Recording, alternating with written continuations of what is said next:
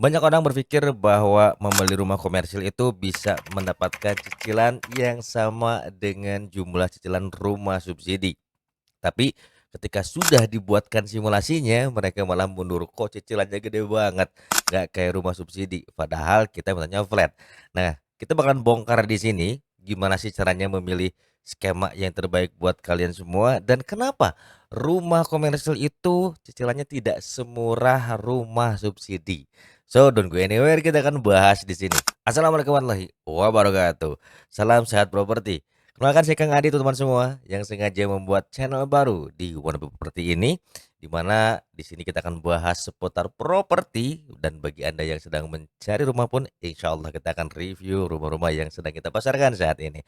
Nah, ketika mulai menjalankan promosi di sosial media, banyak orang yang masuk ke WA bertanya, Kak, kok kenapa cicilannya itu mahal sekali padahal flat, kalau rumah subsidi itu sangat murah. Nah, jadi buat teman-teman semua, yang paling pertama adalah ketika kita mengambil rumah komersil, itu bunganya biasanya langsung dikenakan nilai yang paling tinggi, yaitu 13,5%. Sedangkan untuk rumah subsidi, itu batasan yang diatur oleh pemerintah yaitu sebesar 5%. Dan yang keduanya adalah ketika teman-teman semua mengambil rumah subsidi, tentunya DP-nya akan lebih ringan karena disubsidi oleh pemerintah juga. Dan yang berikutnya ada keuntungan bagi developer yaitu tidak membayar pajak sehingga biayanya akan lebih ringan. Tetapi harga rumahnya pun itu ditentukan tidak melebihi dari 150 juta dan bahkan penghasilan teman-teman semua pun sudah ada batas maksimalnya. Tetapi kalau di rumah komersil teman-teman semua, jadi ketika ada orang yang mau mencicil rumah, dengan KPR dan pingin flat, itu langsung kena bunga tertinggi, yaitu 13,5%. Lalu bagaimana nih kalau saya ini first time home buyer dan pingin punya rumah? Oke, kita bahas ada 3 skema yang, sedang coba gua analisis. Jadi buat teman-teman mana nih yang cocok tinggal drop aja di kolom komentar. Oke, yang paling pertama adalah kita bicara mengenai bunga floating. Nah, untuk skema floating ini biasanya akan lebih murah di awal. Ada yang 3 tahun pertama, ada yang 4 tahun pertama, tapi rata-rata biasanya 2 sampai 3 tahun pertama itu ringan sekali cicilannya. Tetapi ketika nanti di tahun keempat itu menggelembung, bisa sampai ke 5 atau 6 jutaan bergantung dari harga propertinya. Dan seringkali ini terjadi ketika teman-teman semua itu tergiur dengan cicilan murah di awal. Jadi biasanya untuk skema cicilan ini di awal itu dikenakan bunga sebesar 3,25% jika di bank konvensional, tapi jika di bank syariah biasanya marginnya itu di 5% atau bahkan ada juga yang 8%. Nah, jadi buat teman-teman, berhati-hatilah ketika memilih skema floating seperti ini. Jadi pastikan tanya dulu tuh ke marketingnya secara detail. Jangan sampai nanti di tahun kelima udah buang duit, udah nyicil capek-capek dan harus dijual. Oke, yang kedua adalah cicilan flat. Jadi cicilan flat ini sering kali terjadi ketika teman-teman berharap untuk mendapatkan angka cicilan yang rendah yaitu sekitar 2,9 atau 3 jutaan. Tapi ternyata ketika dihitungkan baik dengan akad syariah ataupun akad konvensional, itu ternyata hasilnya lebih mahal. Kenapa bisa seperti itu? Nah, karena untuk suku bunganya itu mengikuti pergerakan saham teman-teman ya. Jadi sangat riskan sekali ketika teman-teman misalnya mengambil cicilan yang flat tanpa disertai dengan DP.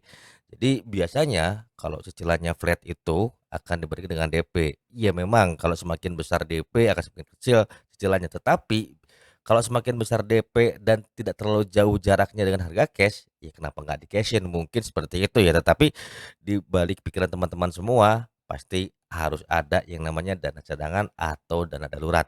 Jadi kalau teman-teman misalnya sudah punya rasio penghasilan yang cukup untuk mengambil cicilan flat dan juga DP ya minimalnya 3-40% atau mungkin maksimalnya 50% itu bisa membantu mengurangi jumlah cicilan ya teman-teman ya sehingga buat teman-teman semua tuh pastikan sudah settle semuanya jangan sampai gambling ketika mau mengambil KPR.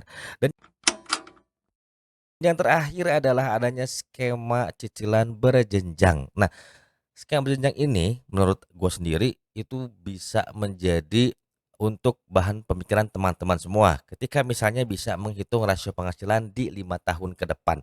Jadi keunggulan dari skema berjenjang ini biasanya itu di awal sangat kecil di angka 3,25%, di tahun kedua ketiga naik ke 5,25 dan di tahun berikutnya kena di 7,25 juga dan berikutnya baru akan floating di tahun ke-10 ya teman-teman ya. Jadi cicilan tahun ke-11 sudah mulai floating mengikuti suku bunga. Nah, di sini teman-teman ya, skema berjenjang itu sebetulnya teman-teman sudah tahu kenaikan bunganya di setiap tahun. Jadi kalau kalian bisa berhitung rasio penghasilan kalian di 5 tahun ke depan, rasanya ini bisa menjadi solusi alternatif kalau misalnya tertarik dengan klaster komersial.